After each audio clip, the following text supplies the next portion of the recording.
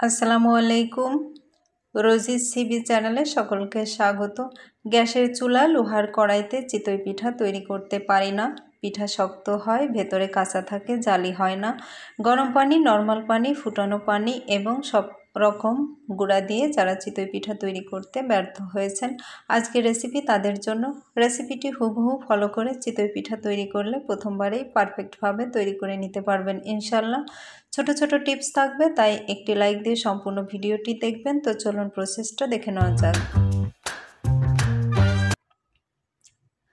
চিতই পিঠা তৈরির জন্য এখানে 1 কাপ সেদ্ধ চাউল নিয়েছি। আমরা ভাত রান্নার জন্য যে চাল ব্যবহার করি সেই চালটা নিতে হবে।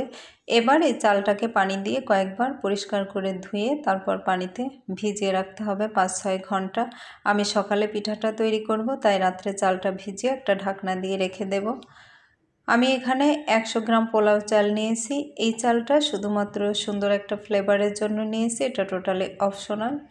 আতপ চাল 1 ঘন্টা ভিজিয়ে রাখলেই হবে, তাই আমি এই চালটা সকালে ভিজিয়েছি।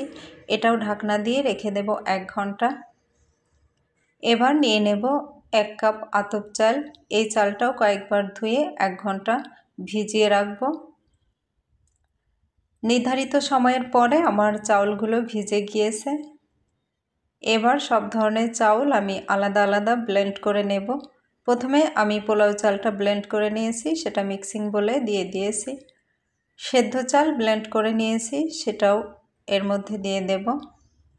এখানে একটা টিপস হচ্ছে, চালগুলোকে খুব মিহি পেস্ট করে নিতে হবে, দানা থাকলে পিঠাটা কিন্তু ভালো হবে না। দেখুন আমি কতটা মিহি করে পেস্ট করেছি, এর মধ্যে একটুও দানা নেই।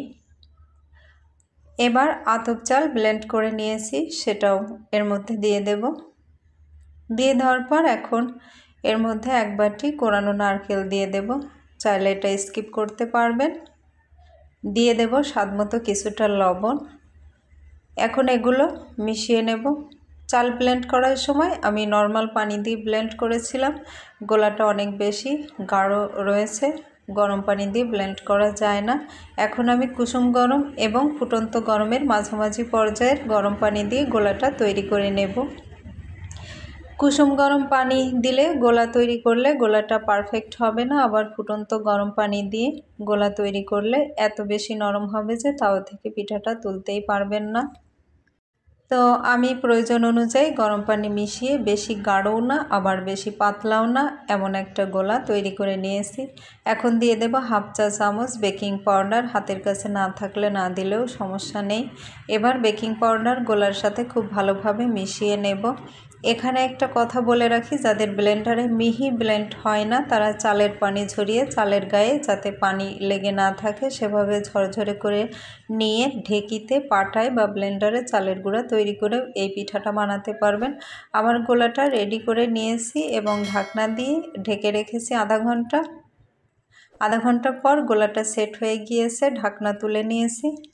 এখন আমি পিঠাটা তৈরি করে নেব। আমি যতবার পিঠা তৈরির জন্য গোলাটা নেব ততবার এভাবে মিশিয়ে নেব, এতে চালের গুঁড়া এবং পানির মিশ্রণের সমতা থাকবে। চুলায় একটি লোহার কড়াই বসিয়ে দিয়েছি, এখানে আমি তেল এবং পানির একটা মিশ্রণ তৈরি করে নিয়েছি। কড়াইটা ভালোভাবে প্রিহিট করে নিয়ে এখন তেল পানির মিশ্রণ ছিটিয়ে দেব, এতে পিঠাটা প্যানের নিচে আটকে যাবে না। এবার হাফ হাতা পিঠার ব্যাটার প্যানের মধ্যে দিয়ে দিয়েছি। এখানে একটা টিপস হচ্ছে, কড়াইটা ভালোভাবে গরম করে নিতে হবে আর চুলার হিটটা ঠিকমতো রাখতে হবে, নইলে ব্যাটার যতই পারফেক্ট হোক না কেন পিঠা কিন্তু ভালো হবে না। ব্যাটার দেওয়ার পর 2 মিনিট ঢাকনা দিয়ে ঢেকে রেখেছিলাম। 2 মিনিট পর ঢাকনাটা তুলে নিয়েছি। মাশাআল্লাহ, দেখুন পিঠাটা অনেক সফট আর জালিযুক্ত হয়েছে। তো প্রত্যেকবার ব্যাটার দেওয়ার আগে প্যান পরিষ্কার করে তেল পানির মিশ্রণ ছিটিয়ে দিতে হবে। আমি আপনাদের আরও একটা পিঠা তৈরি করে দেখাবো। দেখুন প্রত্যেকটা পিঠাই অনেক সুন্দর হবে এভাবে তৈরি করলে। তো একইভাবে আমি আমার সবগুলো পিঠা তৈরি করে নেব। শুধুমাত্র আতপ চালের গুঁড়া দিয়ে গ্যাসের চুলা এবং লোহার কড়াইতে চিতই পিঠা খুব একটা পারফেক্ট হয় না। কেমন হয় সেটা আমি পরবর্তী ভিডিওতে দেখিয়ে দেব। লিঙ্কটা এই ভিডিওর ডেসক্রিপশনে দিয়ে দেব। এজন্য আমার পরামর্শ থাকবে যাদের চিতই পিঠা হয় না তারা সমপরিমাণ আতপ চালের গুঁড়া এবং সেদ্ধ চালের গুঁড়া মিশিয়ে পিঠাটা তৈরি করবেন, তাহলে পারফেক্ট হবে ইনশাল্লাহ। আশা করি রেসিপি ভালো লেগেছে। ভালো লাগলে লাইক, কমেন্ট ও সাবস্ক্রাইব করার অনুরোধ রইল। শেষ করছি আজকের মতো। আল্লাহ হাফেজ।